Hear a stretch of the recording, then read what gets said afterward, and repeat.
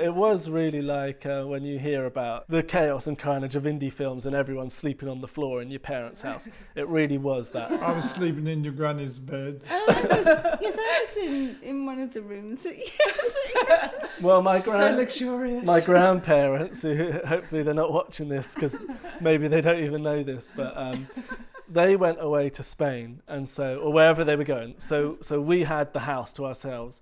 You've got all these rules, 2 people in this bed, and well, when you're making the film, and also this is my first, the carnage and chaos of making a film with no money, just set upon any house we went to. So I remember I was on a sofa that only came up to here, my legs hanging off.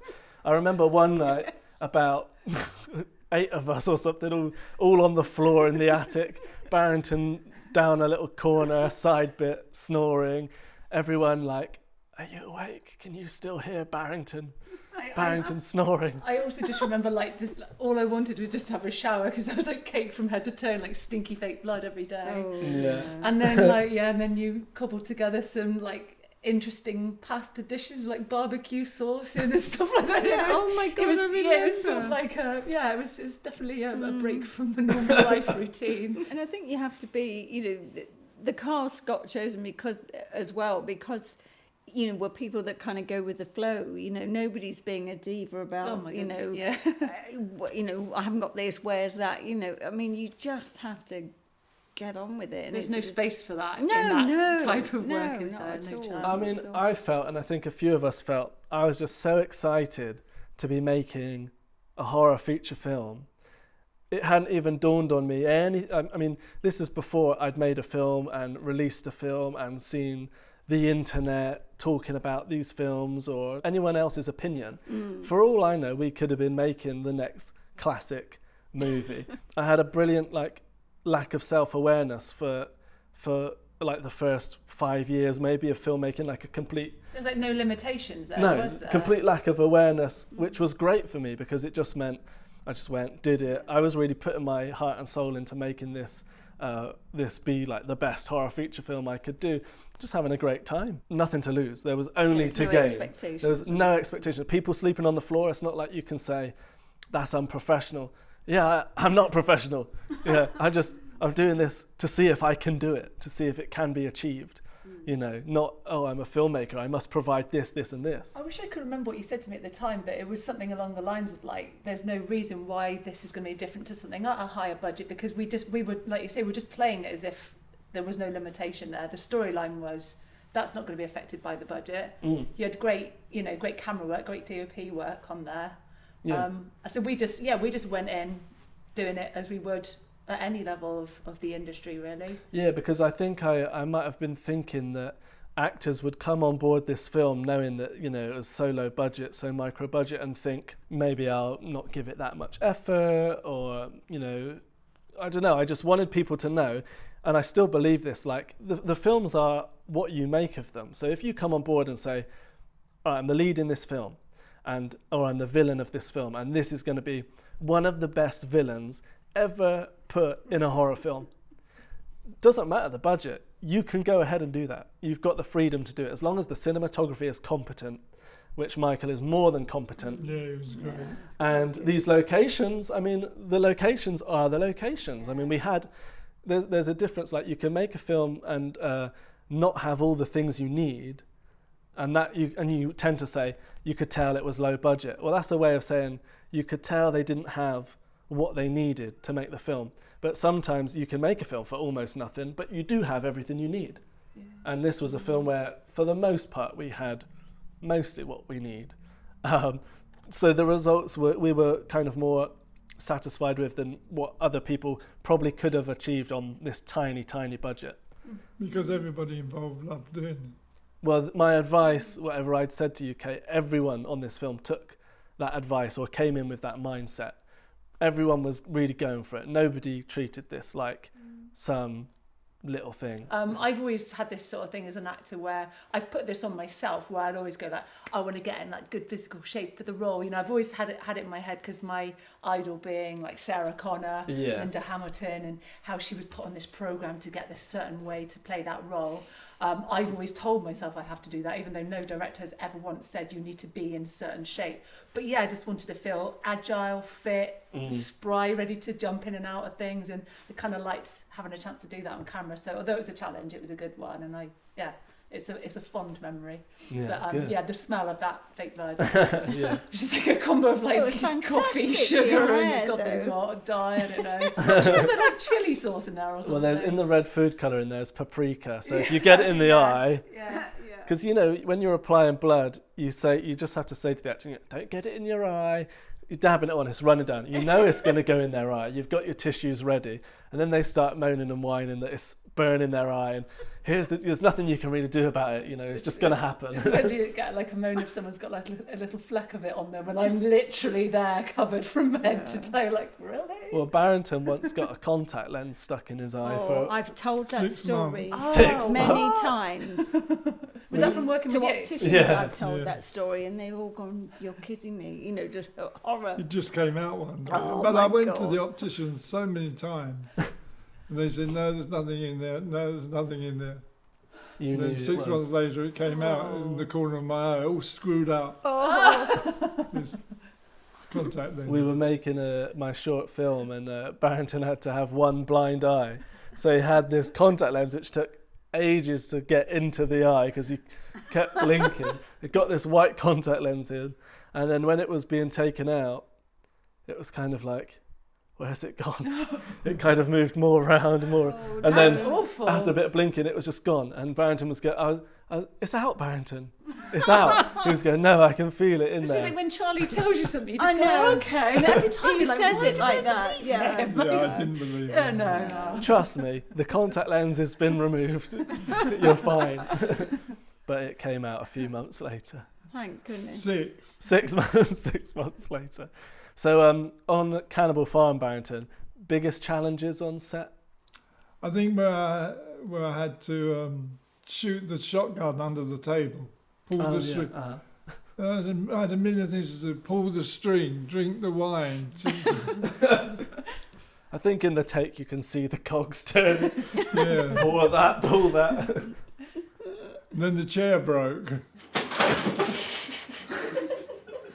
Well, I knew that was going to happen.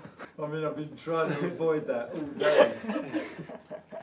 Singing that song whilst crying, and yes, it was my biggest challenge, I think. Yeah. You did it very well. And you had a piece of music queued up on your phone Yeah. that you just... Oh I've- my I've- God, I had to phone my daughter for that to make me cry. I've never seen anything like it. She pushes play, 2 seconds, she's bawling. God, that's It's a really good little actor Yeah. trick you got there, Rowena. It really works. I can't get you out, Toby. If I could open the door and say I'm sorry and hold you. I can't watch you die, Toby. I have seen people who've watched the film and reviewing it saying, well, everyone actually who even sees the trailer, people say to me, they could get out of those cages, those flimsy looking cages. And I will admit the front of the cages are a bit flimsy there's like a dog cage piece on the front. But the actual cages, although they look thin, they were lethal and Yeah, they they were. Yeah, constantly... because you Yes. had to lift them all up, didn't you, to get us out? Well, we had to buy these grids of rusty steel. We went to like a place that lays road, like builds motorways, and we were like, we just want 2 sheets of this. And they were kind of like, what? Because I guess they're only used to like getting a call on the phone, and people will go in and order 1,000 sheets to build a motorway. We just showed up like in the industrial estate and walked in, and then we were trying to fold them up to get them in the van. Michael had them all tied up. The rope snapped and they pinged open, Oh God. and it could have caused serious damage, but they did slice all of these parts of. Was Yeah. it Dylan? Michael's was eye. Dylan. Dylan. And then my little brother, Yeah, oh, Dad, Which- that I'd was forgotten about awful. that. which haunts me to this day, Yeah, I know. was there was a tiny little slither of razor sharp steel kind of poking out of the cage, and as he gets yanked out of the cage, this piece of his arm just went all the way there to the elbow. You were there, Barrington. Yeah. I was trying to play it cool, saying to my brother, because luckily it was on the back, he couldn't see it. Yeah. I was going, he knew something was wrong, but it was so razor sharp that I don't think he felt too much pain. but it opened like an omelette. You know, it had all the yellow nodules kind of hanging out. No blood, because he was 9, so he had all this baby fat on his arm. And I'm going, it's only small, Dylan. It's only small. Yeah, no problem, because I wanted to keep him calm. Barrington's looking at it, going, "You got to call an ambulance. You got to take him to the hospital." They came quickly, didn't they? Yeah, I did call an ambulance because we had no car, and it's my brother, and it's a rusty thing, and I thought, I'm not risking it. He had stitches, and he still has the scar now. Actually, you could not have gotten out of those cages if you'd tried, like as in the thinness of the steel. And we also we had electric. We had. They were wired up as well, weren't they? Yeah, they were wired. So theoretically, they were wired up. Well, yeah, theoretically, I don't know how the electrocution, the physics. I never was good at physics, but you just put these ideas in. I just wanted someone to touch it for their hands to explode. And it's feasible because a cow fence. Right. The cow goes up to it, gets electric shocks. Yeah. It doesn't go any further. In theory, it was like that. But in a film with is it Heretic with Hugh Grant? Yeah, what a... He went down, and the women in cages, and I thought he's taking that from Cannibal Farm.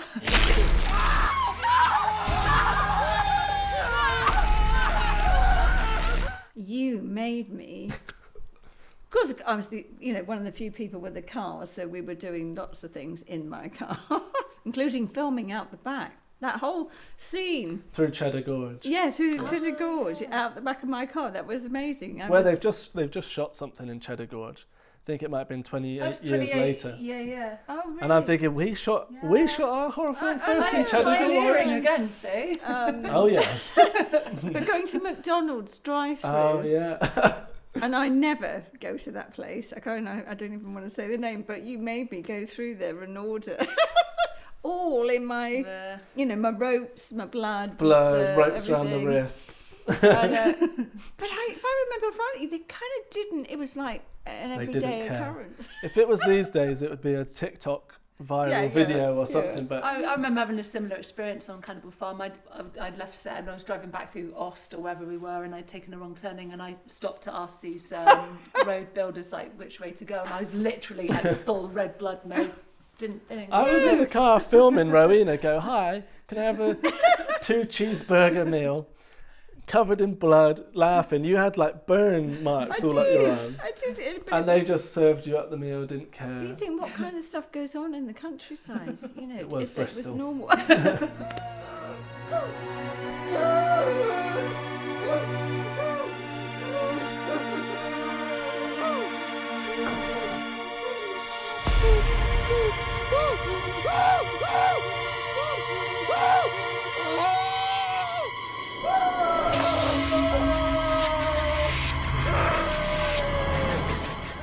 I love the character.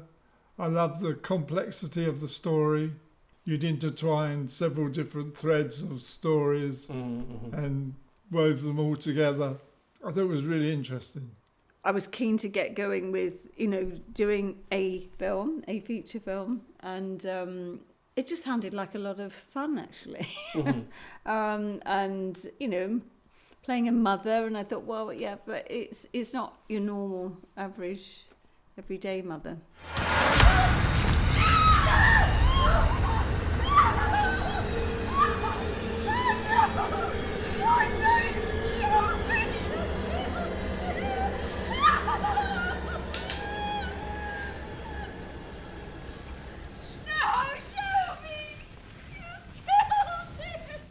Jess is one of my favourite characters I've ever played because of her arc. Like, I felt like within that film I got to play lots of different versions of the same character. And yeah, hopefully I did it all right. But I loved that. I loved kind of starting off as just kind of generic girl next door, and then like the trauma she goes through, and then how Yeah, I think we'd spoken a lot about actually. I wanted to, from our conversation, I wanted to write a character for you that went on that sort of. I love too the transition from. I mean, we both love revenge movies and Kill Bill and stuff like that. So we wanted a character that could start as the sweet, just she's the sister, she's the daughter, and then by the end, shotgun, blood head to toe, chainsaws, shoots her brother in the head, all these different things, just really fun to do. Yeah. So it was a character we'd been sort of planning, since. And even that screenshot that we had with the shotgun, I was like, yeah, that's definitely my Sarah Connor moment. So yeah, I loved it. How about you, Barrington? What did you like about your character? What attracted you to him? Again, he was morally, although he was quite horrific in some instances, he had a moral backbone, which I thought was really interesting, which is like me as well. Yeah. And Rowena? Yeah, I liked Catherine, actually. I thought she was a sort of long-suffering. I suppose it's one of the closest to me roles. Not that I'm long-suffering at all. But, as a mother, and the kids and her whole demeanour and attitude. And Wesley, was such a complete... He got his comeuppance in the end, didn't he? And if I ever get out of this cage, Wesley, I swear to God, I'll kill you with my bare fucking hands. And I've read things online of people saying, well, it's, low budget rip-off of Chainsaw Massacre. Well, I guess it's ripping off elements, but the story is radically different, because I looked at the movie now, 9 years later, and I was like, I wouldn't really even want to release this. Like, I don't really want to put this work out. It's old now. I was learning. I had just trying to get it right. So I've then cut a further chunk of it out. So now it's like 83, 84 minutes. I would definitely like to see. And it removes a lot of the long winding tangents that I feel went a bit... I don't know where my head was at as a writer. I just was so desperate to make it interesting and different. But I sometimes wonder, had we just made people show up, there's a killer, they all die, simple, I think audiences kind of like that from their indie films. That's the impression I get, is that people kind of like that formula. So to go and have all this long-winded story of all these different characters and backstories makes the film unique, but also... I look back at it now and I'm like, why did I do that? Why? I think it felt like he had a bit of a sort of Tarantino influence with regards to like the monologues and stuff. But I think that was... Yeah, I mean, Tarantino's always been a big... That's the reason I started actually physically making films, was I watched Jackie Brown, Reservoir Dogs, and I was like, I need to do this now. And picked up a camera like the next day and carried on doing it. So definitely back 9 years ago, my scripts really indulged in all the avenues of dialogue that they could. Yeah. We were sort of creating these characters, and I think that's why, again, like why we were sort of drawn to them as well. So I mean, I see what you mean about the audience maybe not buying into that, but I think that was what made it like fun for us. Certainly makes it an interesting watch compared to other things. There's certainly some strange choices going on within the film. With the blood, the guts and the gore, you all had your fair share. Even Rowena was drenched with blood balloons at one point. How is working with all the blood and the guts and the gore? Cold. Cold and sticky. See, I love it because Cold it and makes your sticky. hair gets in fantastic condition. Yeah. It's I don't know what is That's in it. my own blood formula. Yeah, you I could sell know. that. Works You could amazingly. sell it and sell it as a beauty product. honestly. And any time I've got actresses, they get the blood in their hair, they all say, "My hair." It's I think Amazing formula. I think, back then I think it was fun. I probably still enjoy doing it. I think the only thing I would do differently were to do it now is to have something more comfortable to chuck over myself in between takes, because like you said, it does get freezing cold, and you're suddenly aware that you don't want to touch anything around you, because obviously we're using other people's locations and stuff. So there's that sort of feeling of being a little bit encumbered by it. Yeah, because you were going through like a really nice country house with a chainsaw and blood head to toe. Don't lean on the wall, don't touch this. In fact, you reminded me at that country house, I was so careful not to get blood on anything, not to, you don't want to do anything. And there was a scene where there's all this meat on the dining room table. There's this big pile, and I don't know what meat it was. We'd got it from like a petrol station or something, but loads of this sort of kebab meat in a stack. And I was pouring loads of fake blood over it. And then it was just being absorbed into the meat. So it wasn't looking all red and nice. It was just disappearing into the meat. So I continued to pour it, but it just kept getting absorbed like a sponge. And then at the end, we'd done such a good job not getting any blood anywhere.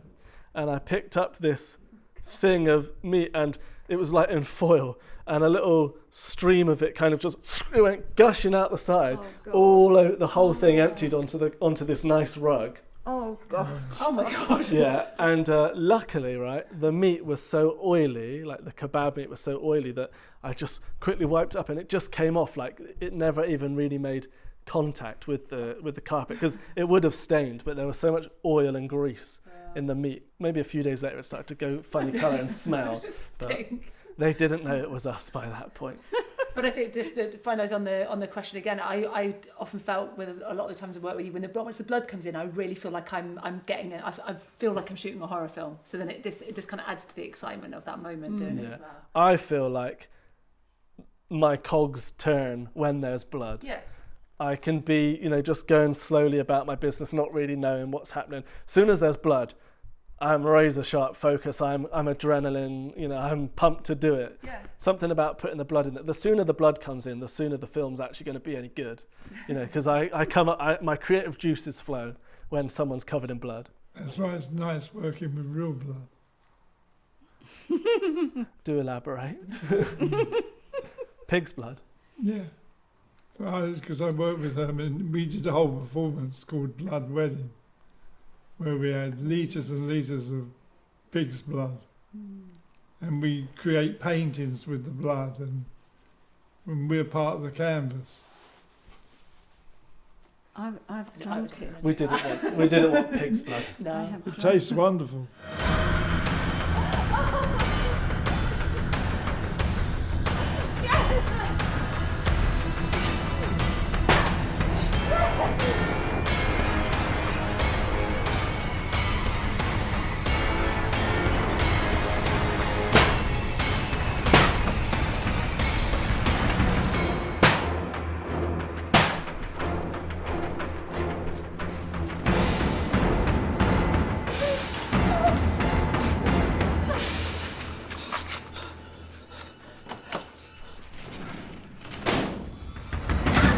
We made this film, 22 days shooting. We shot between 28th of May 2016 to the 19th of June. I made a really terrible mistake of having not a single day off.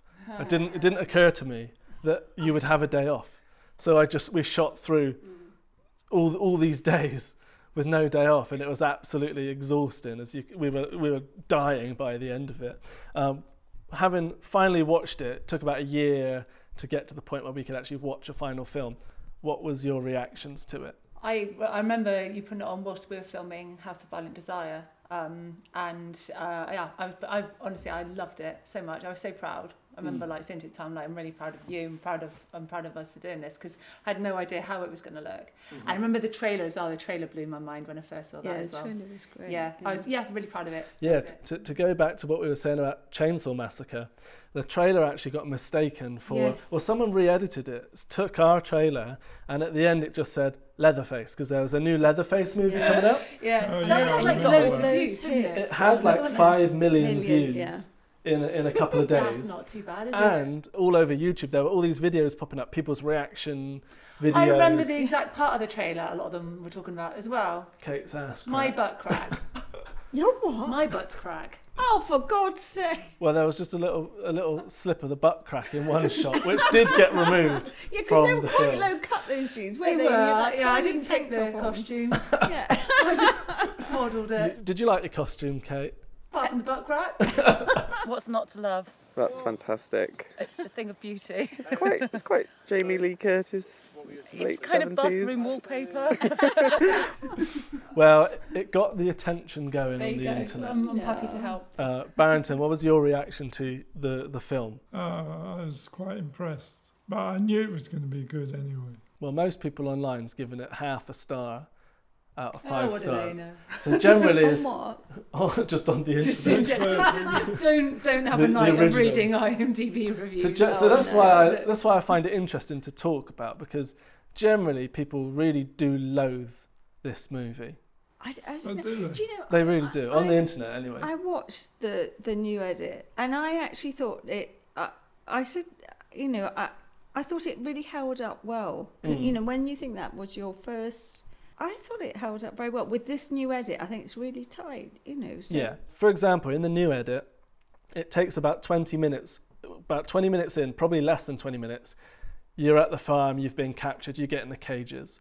Whereas before it was like at 35 minutes or something Have we like still that. got the campfire bit with the... That's all cut down, so it's all been way cut down. So It's there, but... all of the character building there is just about enough. You know, everything in the motorhome, like you show up at the motorhome, you get in the motorhome, you ride in the motorhome, that's all chopped. You just show up at the... You just show up the first scene with the family as they show up to Barrington selling them cider. You ain't here to drink my cider? I'm afraid not. Oh, that's all right. I'll make you some lemonade. You like lemonade? Now I'm more attuned to what people are really wanting to see. They've gone on the streaming service and they've clicked play and they just want to get into it. Fair. And you just need to show up at the farm, get put in a cage. You can't afford you can't afford to. No faffing around. You know, just get on. Be there in the You moment. can't afford to have brotherly, girly arguments with No. David. Which was really good. I mean, I agree, Kate. Was, you know, those bits were lovely, but actually when you see how it is now and you think, yeah, okay, And the subplots of Everett Blackheart and his family, they're kind of cut away because it's too much. The film's already going on many tangents of backstories and revelations, but the interesting thing was I also put scenes back into it that previously had been cut from it. So there are never before seen scenes that have gone back in. We would have watched them at the premiere, but then like at least 10 minutes was cut from that version. But now some of those scenes, most of them with Barrington, have slipped back into the film. So now we've got things that people have never seen. So it really is a whole new version of it, basically.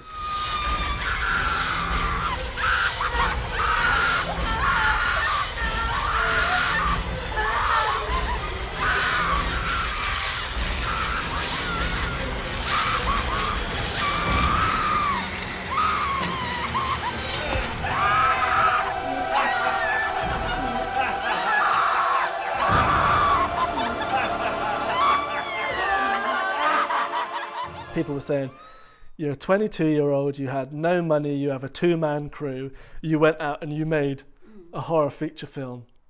Wow. You know, some people are of that mindset.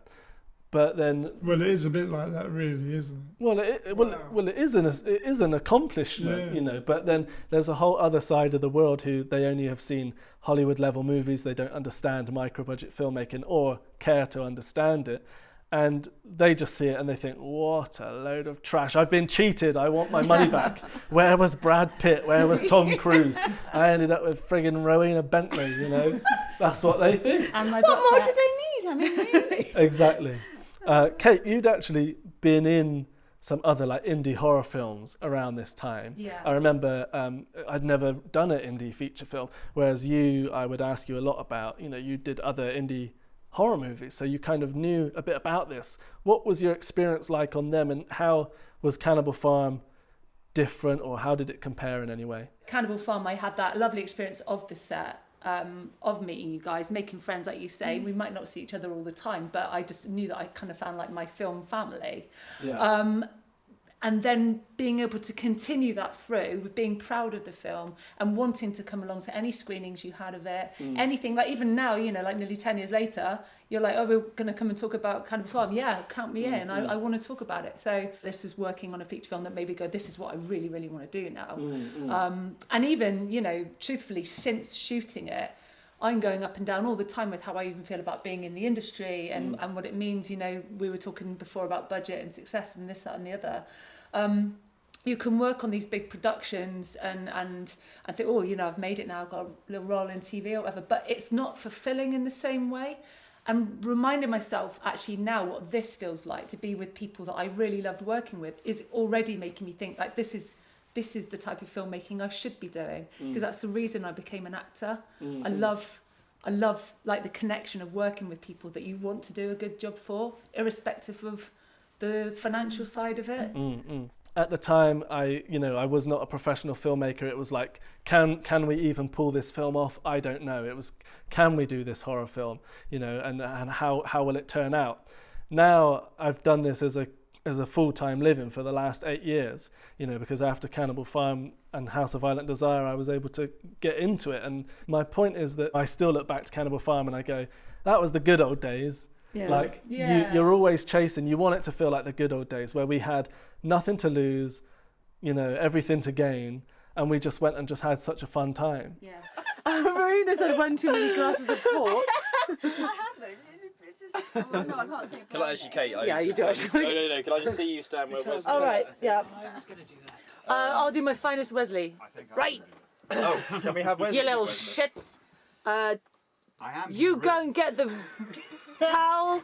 You get the first aid kit. When you start introducing budget and everyone's contracts and talking to agents and deadlines and schedules, it kind of sucks a lot of the fun out of it. It really honestly does. 100%. And we were just carefree making this film, free as a bird, And not everyone gets that. I mean, like as actors, I don't know if you guys have had it as well, but like you work on a project and sometimes the first question someone asks you is, did they pay you for that? What we pay? And they ask that. They wouldn't ask that about another industry, but they don't know what the real payment was to you, and it was the experience of working on it.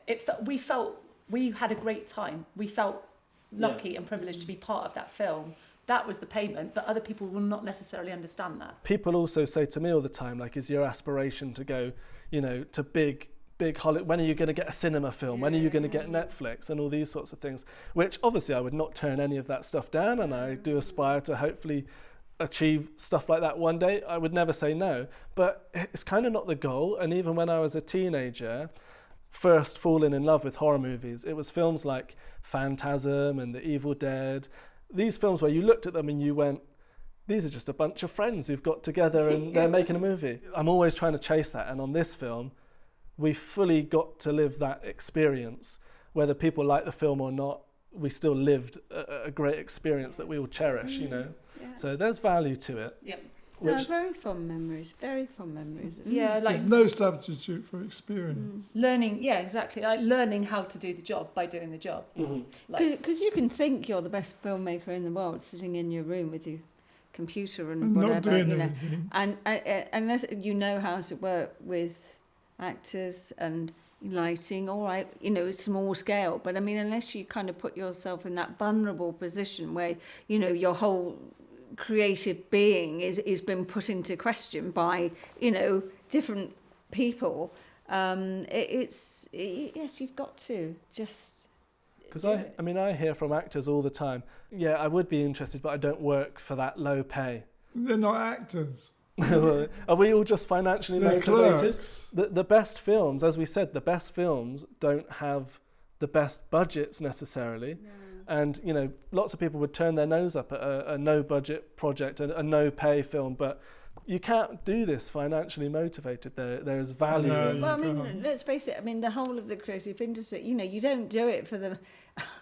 Unless you're in the very top echelons, you're not doing it for the money. You're doing it for the creative process and just for the love of it. Of course, we all need money to live, but it's a funny old business and it does your head in most of the time.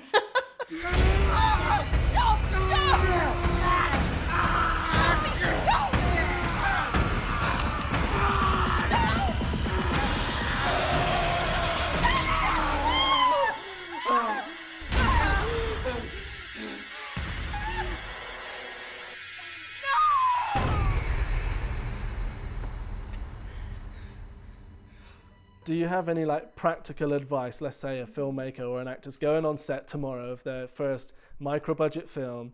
Do you have any practical advice that we can leave people with? Learn your lines. Yeah, and be on time. Learn your lines, be on time. Yeah, Be on time, learn and your bring lines. something to it. Don't just, you're not just saying the lines. Feel it. Yeah. No! my advice is just to have fun, have as much fun as you can. Yeah. What's the point in doing any of this if you're not having fun? There's no point in living if you're not having fun. So just like we did on Cannibal Farm, have fun, make the movie and have fun. I got some DVDs of Cannibal Farm that I want to show you. Because we got it released onto DVD in America, so you've probably seen this before, but I've got some cooler ones. I think this is a Japanese DVD, which you may never have seen. But I'm really, I'm a physical media collector, so for me to make my first horror film and to hold it in my hand. Is it Japanese or Korean? It could be Korean, actually. Korean, yeah. This one is Scandinavian, Swedish, I don't know. Oh, wow. They're actually good, because some of them, when they've tried to destroy, Winter Skin, what they did to that, there's some terrible covers. Oh These my actually, God, I had to insist that on this cover, because Labyrinthia had come out. The Labyrinthia one. I was like, That's an all-time shocker. Is it? I'm not This cover, I said I'm only going to have you distribute this if you put my character on the cover. Yeah. And use my title for the film. Otherwise, I wasn't going to sign the deal. So that's why we ended up with actually a cover of actually our film. Escape from Cannibal. Well, in America, it's Cannibal Farm, and in Europe, it's Escape from Cannibal Farm, really. But the Americans, they changed it. All right. Well, it was lovely to catch up with you guys and talk all things Cannibal Farm. Yeah. Thank you very much. Thank you very much, Charlie.